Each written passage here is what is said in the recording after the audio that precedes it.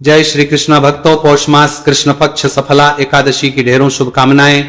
प्रिय दर्शकों, आज के इस वीडियो में हम बात करेंगे कि जो आने वाली एकादशी है वो किस दिन है, व्रत किस दिन किया जाएगा, 14 तारीख को करें या 15 तारीख को करें, सूर्य के मुख से एकादशी किस दिन है, द्वादशी युक्ता जो श्रेष्ठ व्रत होता है वो किस दिन है, इस एकादशी का व्रत करना क्यों चाहिए, कैसे करना चाहिए। आप जानते हैं ये एकादशी 5000 वर्ष तक लगातार का तप करने से जो फल मिलता है वो एक अकेली इस एकादशी के करने से मिल जाता है। तो क्या है इसकी विधि, कैसे करना चाहिए इस एकादशी का व्रत, इसके नियम क्या है, किन नियमों का पालन करना चाहिए, किसका उद्धार किया इस एकादशी ने, कैसे इसको जाना जाता है, इसकी महिमा क्या है और इसकी विधि क्या है, शुभ मुहूर्त क्या रहेगा। इस प्रकार से आने वाली एकादशी के विषय में संपूर्ण जानकारी आपको प्रदान की जाएगी। आपसे निवेदन है, वीडियो यदि थोड़ा सा भी उपयोगी लगे तो कृपया एक बार लाइक अवश्य कर दीजिएगा। परमेश्वर वासुदेव की कृपा प्राप्त करने के लिए कमेंट बॉक्स में अवश्य लिखिएगा जय श्री हरि या ओम नमो भगवते वासुदेवा। आप देख रहे हैं सनातन धर्म का संसार ज्योतिष संस्थान का प्रतिष्ठित यूट्यूब चैनल सनातन धर्म का संसार धार्मिक। हम यहां पर सभी व्रत और त्योहारों के सही शास्त्रीय जानकारी प्रदान करते हैं। ज्योतिष शास्त्र और पंचांग के आधार पर आपको बताते हैं कौन सी तिथि कब है, व्रत आदि कब करना, क्या विधि है, क्या नियम है और क्या गलती नहीं करनी है। यदि आप सभी व्रत और त्योहारों की सही शास्त्रीय जानकारी पाते रहना चाहते हैं तो कृपया चैनल को सब्सक्राइब कीजिए और बेल आइकन को प्रेस कीजिए। आइए प्रिय दर्शकों, जानकारी आरंभ करते हैं। बात करते हैं आने वाली एकादशी की। प्रिय भक्तों, पौष का महीना चली लगेगा, नंबर करने के लिए एक तो कलेगा रहा है। पौष की जो आने वाली एकादशी है ना, इसका नाम है एकादशी। ये आपके जीवन में अनेकों प्रकार की सफलता लेके आती है, ये आपके जीवन में अनेकों प्रकार के पुण्य फल लेके आती है। अगर आप इसका व्रत करते हैं तो ये एकादशी आपके जीवन के सभी संकटों का नाश कर देती है। इसका वृतांत कुछ इस प्रकार से आता है कि चंपावती एक नगरी थी, उसमें ना महिष्मान नाम का एक राजा था। उस राजा के 4 बेटे थे।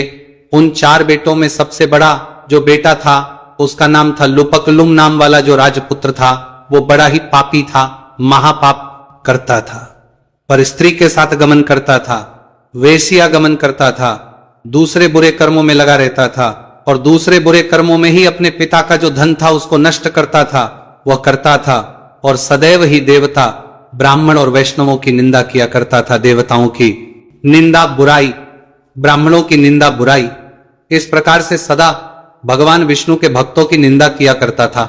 जब ये कुकर्मों के विषय में राजा को पता चला तो राजा ने उसे अपने राज्य से निकाल दिया। अब राजा ने राज्य से निकाल दिया तो वो विचार करने लगा कि अब कहां जाए, क्या करे। तो वो जंगल में रहने लगा और रात्रि में उसी शहर में चोरी करने लगा। रहता जंगल में था और उसने चोरी का कर्म शुरू कर दिया। वो राजा के राज्य में ही रात्रि को चोरी करता, चोरी करते वो मारने भी लग गया, जो धन नहीं देता उसको मार देता था। तो चोरी का तंग करने का, मारने का कुकर्म भी उसने अब आरंभ कर दिया। ऐसा करने से पूरे राज्य में भय का माहौल बन गया।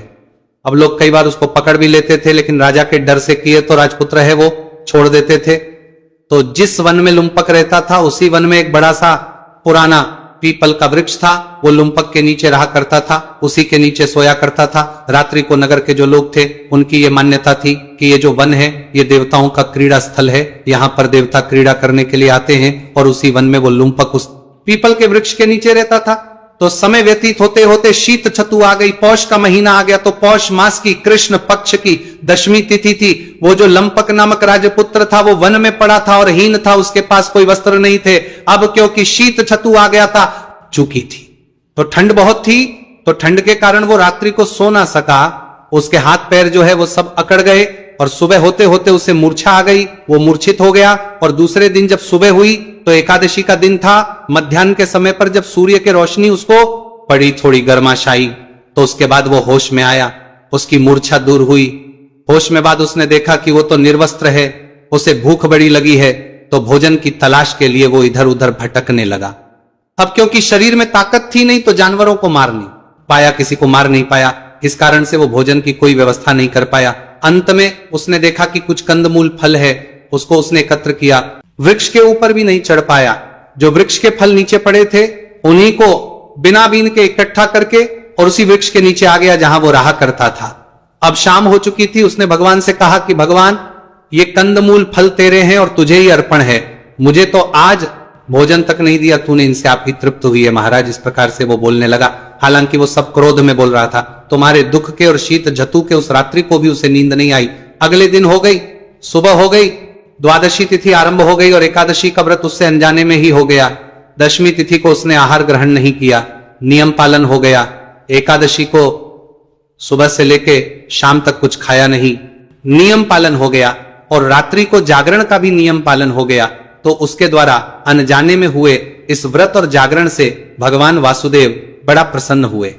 भगवान बड़े प्रसन्न हुए तथा इस जागरण और व्रत के प्रभाव से उसके जो भी पाप कर्म थे वो सब नष्ट हो गए और पाप धुल जाने के कारण अब उसका जो मन है वो शुद्ध हो गया, उसकी बुद्धि शुद्ध हो गई और वह भगवान का भक्त हो गया। तभी वो देखता है कि एक सुंदर सजा हुआ घोड़ा उसके सामने आकर खड़ा हुआ है और उसी समय आकाशवाणी होती है कि हे राजपुत्र, श्री नारायण की कृपा से तेरे सब पाप नष्ट हो गए हैं। अब तू अपने पिता के पास जाकर राज्य प्राप्त कर। और राज्य को ऐसी आकाशवाणी सुनकर वो बहुत प्रसन्न हुआ। उसने दिव्य वस्त्र धारण की जो घोड़े के साथ आए थे और दिव्य वस्त्र धारण करके भगवान की जय जयकार करता हुआ वो अपने पिता के पास पहुंचा। पिता को पहले ही भगवान ने संदेश दे रखा था, अतः पिता ने उसका स्वागत सत्कार किया, उसका राज्य तिलक किया और पिता उसके बाद वंदमन कर गए। इससे इस एकादशी का अनजाने में व्रत हो जाने के कारण और जागरण हो जाने के कारण, नियमों का पालन हो जाने के कारण वह पापी, घोर पापी लंपक नामक राजपुत्र राज्य को प्राप्त करता है और राज्य प्राप्त करके बहुत ही बड़ा राजा बनता है। लंबे समय तक उसे राजसुख प्राप्त हुआ, भगवान की भक्ति उसने छोड़ी नहीं। इस कारण से उसे धन, ऐश्वर्य आदि सब कुछ प्राप्त हुआ। उस समय वह एक प्रख्यात राजा हुआ। तो प्रिय दर्शकों, इसीलिए ये एकादशी महत्वपूर्ण है।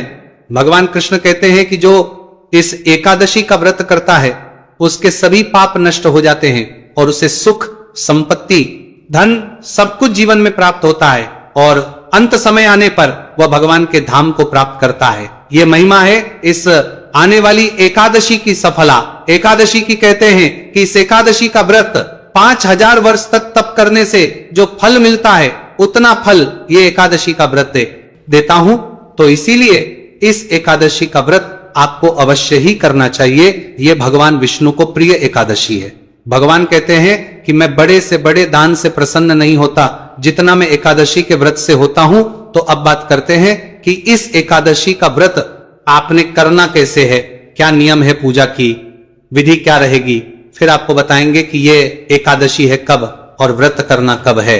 दर्शकों, एकादशी के जो व्रत के नियम है ना, वो दशमी तिथि से ही आरंभ हो जाते हैं। व्रत के एक दिन पहले ही आपने कुछ वस्तुओं का त्याग करना होता है। उनमें प्रमुख रूप से है तामसिक वस्तुओं का त्याग। तामसिक वस्तुओं में आते हैं लहसुन, प्याज तो है ही, जो आप कॉफी पीते हैं, चाय पीते हैं, ये भी उसी में आती है। ये एक प्रकार का नशा ही तो है। तो लहसुन, प्याज आदि का त्याग एक दिन पूर्व ही आपने कर देना है। व्रत वाले लोग पूछते हैं, पंडित जी चाय पी सकते हैं क्या? देखो, पीनी तो नहीं चाहिए। चाय क्या है? एक मादक पदार्थ है। और हम जो एकादशी कर रहे हैं ये हम भगवान की भक्ति कर रहे हैं, इन सब चीजों से दूर रहने के लिए। व्यसनों से दूर रहना ही तो एकादशी व्रत है। व्यसनों से दूर रहना ही तो व्रत कहलाता है।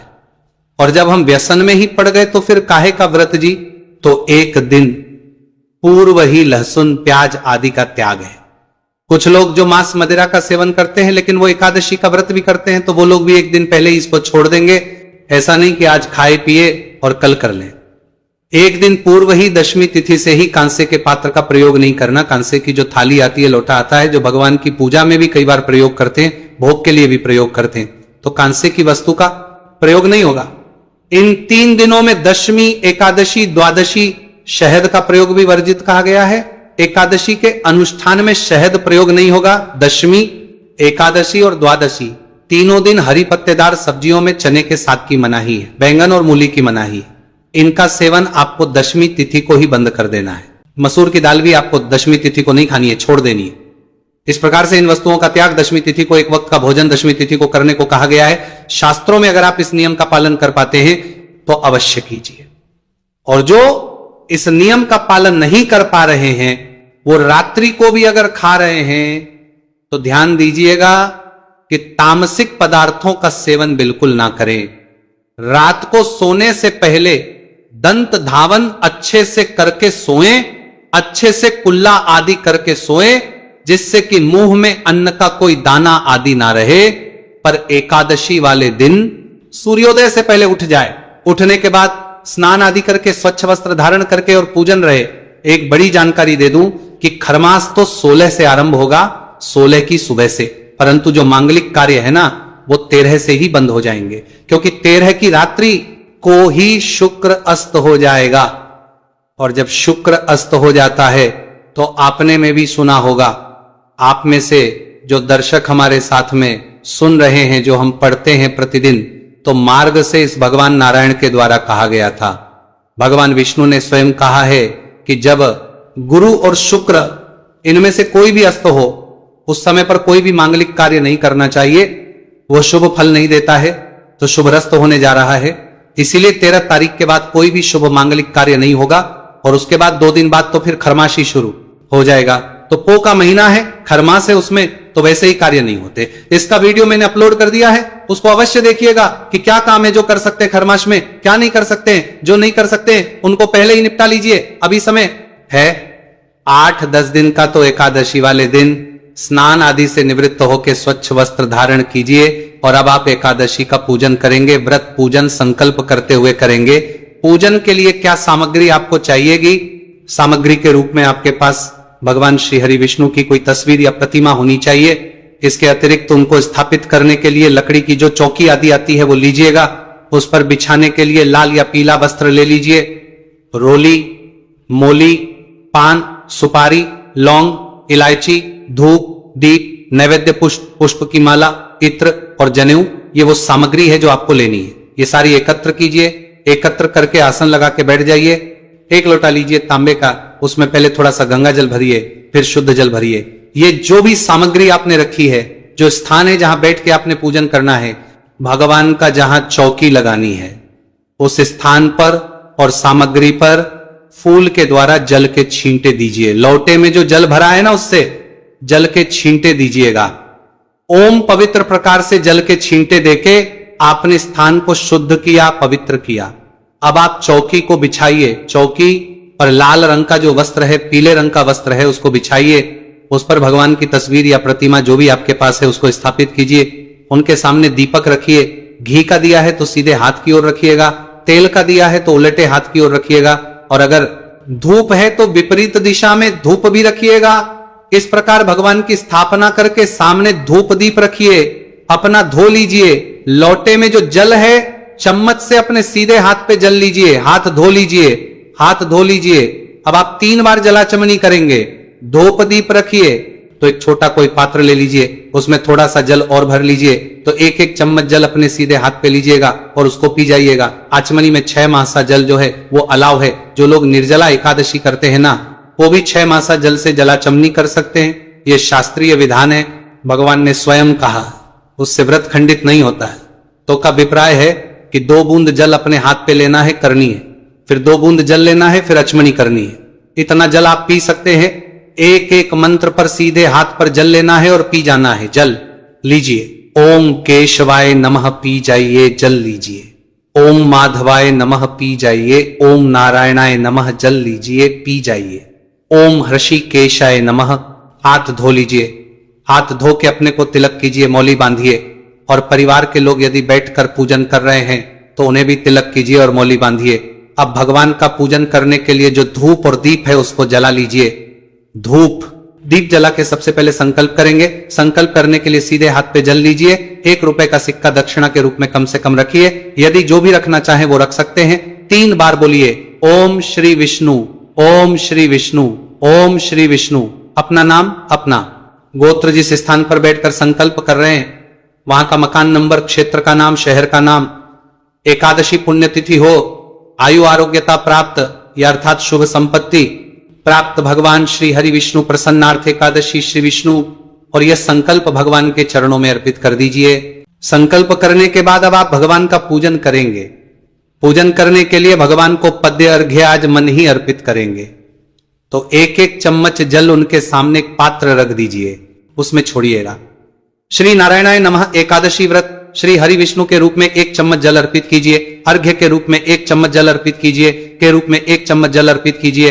अर्पित करके अब भगवान को स्नान कराएंगे तो फूल से भगवान को जल के छींटे दीजिए।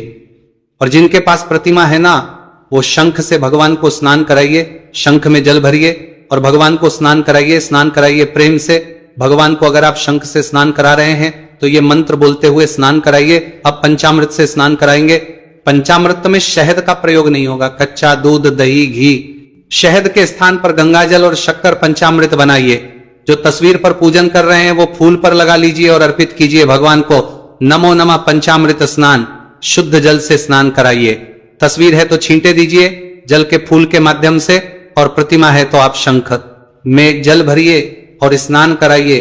ओम नारायण नमः, शिव नारायण नमः, शिव नारायणाय नमो नमः। स्नान शुद्ध शुद्ध जल समर्पित कीजिए। स्नान कराने के भगवान को वस्त्र अर्पित करेंगे। वस्त्र के रूप में मौली का टुकड़ा तोड़िए और वह अर्पित कीजिए। जनेऊ लीजिए, जनेऊ पर का तिलक कर लीजिए, जनेऊ अर्पित कर दीजिए। जनेऊ अर्पित करने के बाद भगवान को तिलक करेंगे, तिलक करेंगे भगवान को। तिलक करके इत्र अर्पित करेंगे। इत्र को फूल पर लगा लीजिए और भगवान को अर्पित कर दीजिए। इत्र अर्पित के फूलों की माला है तो माला पहनाइए, अन्यथा पुष्प अर्पित कीजिए। फिर धूप दिखाइए, दीप दिखाइए और नैवेद्य अर्पित कीजिए। नैवेद्य के रूप में फल हो तो फल अर्पित कीजिए। मिठाई है तो मिठाई, अन्यथा मिश्री या बताश्य अर्पित कर दीजिएगा। और फिर जल आचमनी के रूप में 1 चम्मच जल भगवान को अर्पित कर दीजिएगा। तांबुलम पुंगी पलम, अब तांबुल अर्पित करेंगे। तांबुल क्या होगा कि पान का पत्ता लीजिए, उस पे 2 लौंग, 2 इलायची और 1 सुपारी रखिए। वो को बीड़ा बना के अर्पित कीजिए या मीठा पान आप बना बनाया ला के वो भी अर्पित कर सकते हैं। जो भी दक्षिणा आप अर्पित करना चाहें भगवान को, वो दक्षिणा अर्पित कीजिए। हाथ जोड़कर भगवान को नमस्कार कीजिए, प्रभु आप हमारी ये पूजा स्वीकार करें। हम आज एकादशी व्रत कर रहे हैं, उसके निमित्त ये पूजन हमने किया है। अब बैठ के आप एकादशी की कथा सुनिए। कथा आपको हमारे ही चैनल पर सुनाई जाएगी। कथा सुनेंगे, कथा सुनने के साथ ही विष्णु शास्त्र नाम का पाठ सुनना चाहिए। वो भी हम आपको उसी वीडियो में अपलोड करते हैं, जिससे कि आपको यहां वहां ढूंढना ही ना पड़े। तो कथा और विष्णु शास्त्र नाम दोनों आपको एक ही वीडियो में मिल जाएंगे। उनका श्रवण कीजिए, फिर आरती कीजिए। आरती भी हम आपको उसी में रिकॉर्ड करके देते हैं, तो आरती कीजिएगा। आरती करने के बाद नियम अनुसार दिन को व्यतीत कीजिएगा। कथा के बाद यदि आप कोई कथा के लिए तो दक्षिण आदि अर्पित करना चाहते हैं तो स्क्रीन पर नंबर आएगा, उस पर आप भेज सकते हैं।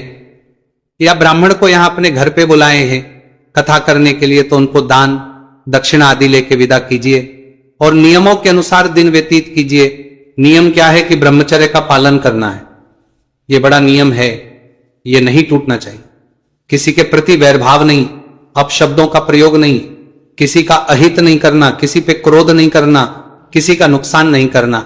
शांतचित्त होकर प्रभु के चरणों में मन को लगाते हुए दिन को व्यतीत कीजिए। घर में किसी प्रकार का कलह कलेश ना करें, क्योंकि भगवान नारायण विराजमान है। सायंकाल को कीर्तन करना चाहिए। कीर्तन के लिए अगर आसपास मंदिर में कहीं जा सकते हैं तो जाइए। कीर्तन ना होता हो कहीं तो एक वीडियो अपलोड करते हैं आपके लिए, जिसमें 4 स्रोत होते हैं, पाठ होते हैं। भगवान नारायण ने स्वयं कहा है कि वो स्त्रोत आपको अवश्य ही सुनने चाहिए। जो लोग वाद्य यंत्रों द्वारा कीर्तन नहीं कर सकते उनको इन पाठों को करके कीर्तन का फल पाना चाहिए। तो उस वीडियो को अवश्य सुनिएगा, बल्कि उससे कीर्तन का फल मिलेगा।